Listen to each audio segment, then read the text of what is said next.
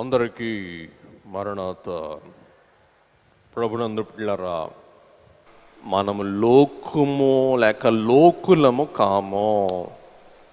లోకము నుండి మనం ప్రత్యేకింపబడిన వారమై ఉన్నాం. పిల్లరా, రాక సామీప్యమన్న లోకము హేళన చెయ్యు. హేళన చేసే లోకముతో నీ సంఘము ఏకమాయనో ఏమి చేతునో లోకముతో నీ సంఘము ఏకమాయను. లోక కార్యములల్లా నీ కార్యదాటికి లొక్కే అని తెలుస్తున్నా. లోకములో ఉన్న అత్తా కోడళ్ళ తగాదాలు, లోకములో ఉన్న కోర్టు తగాదాలు, లోకములో ఉన్న అన్నా తమ్ముళ్ళ తగాదాలు సంఘములో కూడా ప్రవేశిస్తే సంఘము కూడా ఏ కోవకు చెందింది చెప్పండి? లోకమునకు చెందిందే, కానీ అది సంఘము చెప్పండి కానే కాదు. కాబట్టి ఈ అమాలేకీయులు ఇశ్రాయేలీయుల మీదకు నాకటానికి, యుద్ధము చేయటానికి వారు ప్రవేశించి వచ్చిన వారై ఉన్నారు. వీరు ఎలాగూ వచ్చారో అనే మాట మరి మనం చూస్తే, ఇశ్రాయేలు జనులైన వారి మీదకు యుద్ధానికి చెలరేగిన, యుద్ధానికి సన్నద్ధులైన మొట్టమొదటి జనాంగం అమాలేకు. అందరూ చెప్పండి, ఎవరు చెప్పండి? అమాలేకు. సంఖ్యాకాండం 24వ అధ్యాయం 20వ వచనం. 20వ వచనం. మరియు అతడు అమాలేకీయుల వైపు చూచి ఉపమాన రీతిగా ఇట్లా నేను ఏమని? అమాలేకు అన్యజనములకు మొదలు. అద్దుగో, అమాలేకు అన్య జనములకు మొదలు. వాని అంతము వారి అంతమో నిత్యనాశనమే. వీరే మొట్టమొదటి అన్యజనులు, వారి అంతమో నిత్యనాశనమే. సమూయేలు ప్రవక్త కూడా దావీదునకు సెలవిచ్చు మాట. ఇప్పుడు చూడబాకండి, ముందుకెళ్ళిపోతాను, తర్వాత ధ్యానం చేసుకుందాం. ఇంకా చాలా విషయాలు ఉన్నాయి. మొదటి సమూయేలు 15వ అధ్యాయం రాసుకోండి, ఇంటికి అందరూ చదువుకోండి. దావీదుతో సమూయేలు ప్రవక్త చెప్పే మాట, నీవు అమాలేకీయులను ఏం చేయాలా? నాశనము చేయాలి. ఎందుకంటే వారు ఇశ్రాయేలీయుల మీదకు వచ్చారు. వారు నా జనాంగముతో యుద్ధము చేశారు. వారు నా జనాంగమును కబలించడానికి ప్రయత్నించాడు. ఎప్పుడు ప్రయత్నించారు? చూడండి ఒకసారి 25వ అధ్యాయం 18వ వచనం. నీవు ప్రయాసపడి అలసి ఉన్నప్పుడు నీ వారిలో నీ వెనుకనున్న బలహీనులనందరినీ హతము చేసెను. చూసారా? చదువు, స్లోగా చదువు. నీవు ప్రయాసపడి అలసి ఉన్నప్పుడు నీ వారిలో నీ వెనుకనున్న బలహీనులందరినీ హతము చేసెను.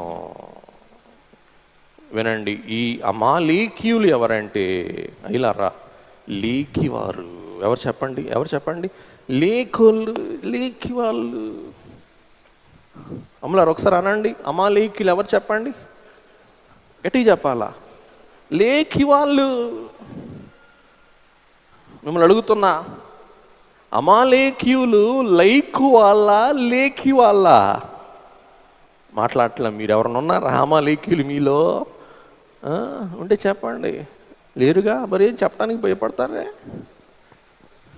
అమాలేకీయులు అనే మాటలోనే ఉంది. ఎవరు చెప్పండి? మీరు లేఖి వాళ్ళు.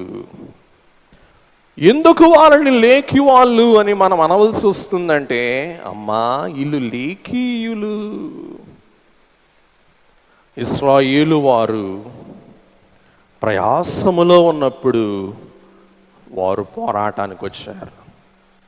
అందరూ చెప్పండి, ఇశ్రాయేలీయులు చెప్పండి, ప్రయాసములో ఉన్నప్పుడు వారు చెప్పండి పోరాటానికి వచ్చారు. అమలారా, అమాలేకీయులు ఎందుకు లేకి వాళ్ళంటే ఇశ్రాయేలీయులు ప్రయాసతో ఉన్నప్పుడు వారి మీదకు పోరాటానికి వచ్చాడు.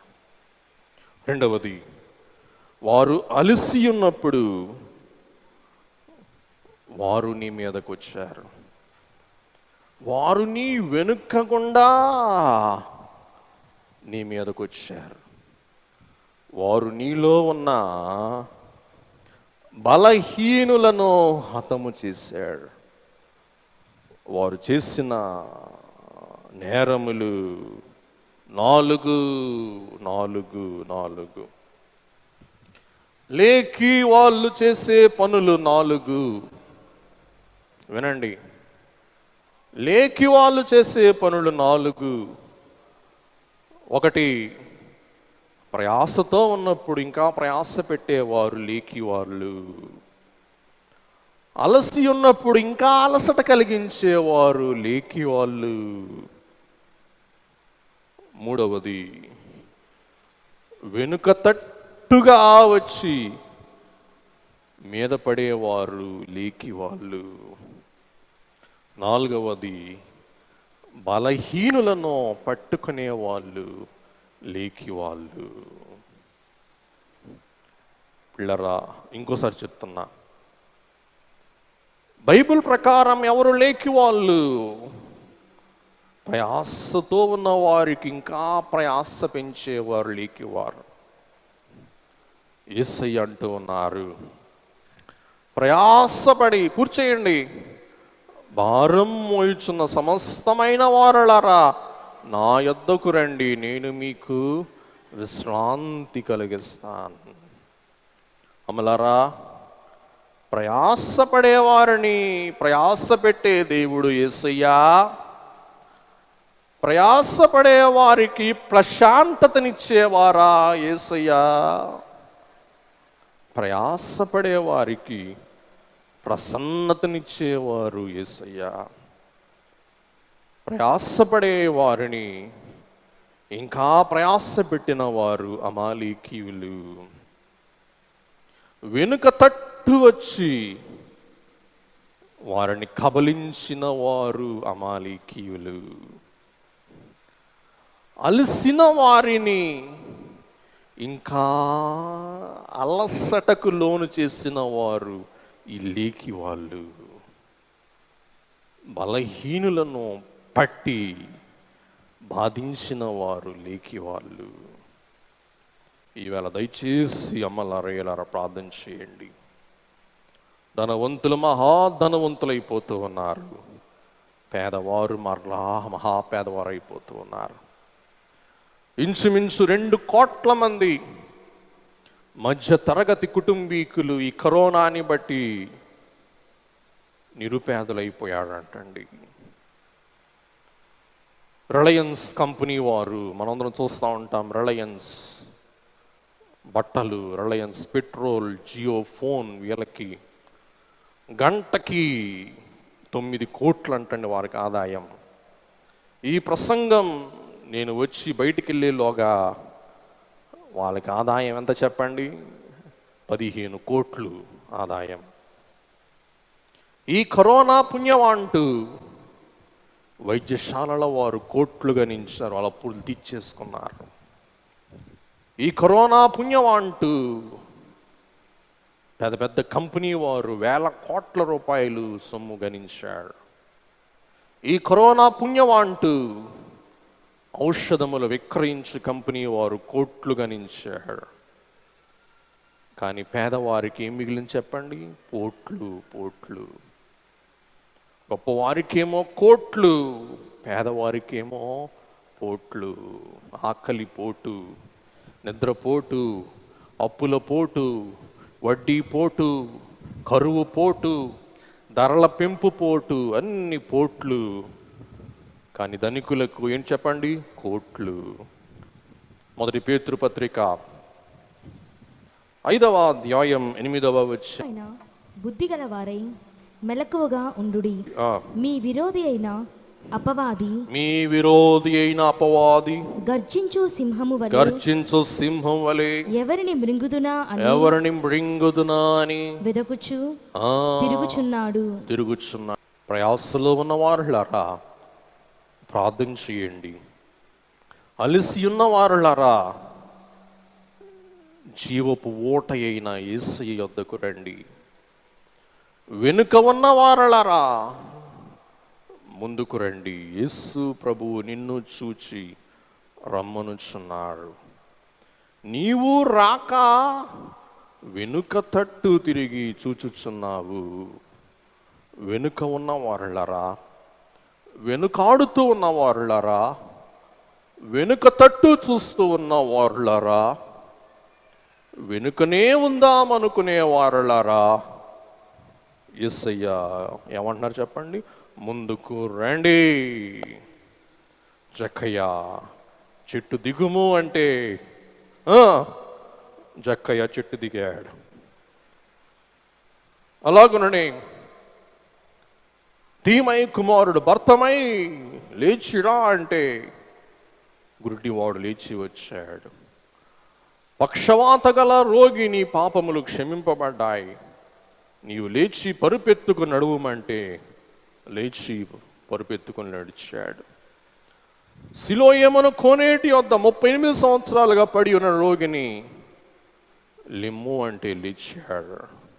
ఓ అమ్మా, ఓ అయ్యా, మనం ప్రయాసతో ఉంటే ప్రభు మనకు ప్రసన్నతను గ్రహిస్తాడు.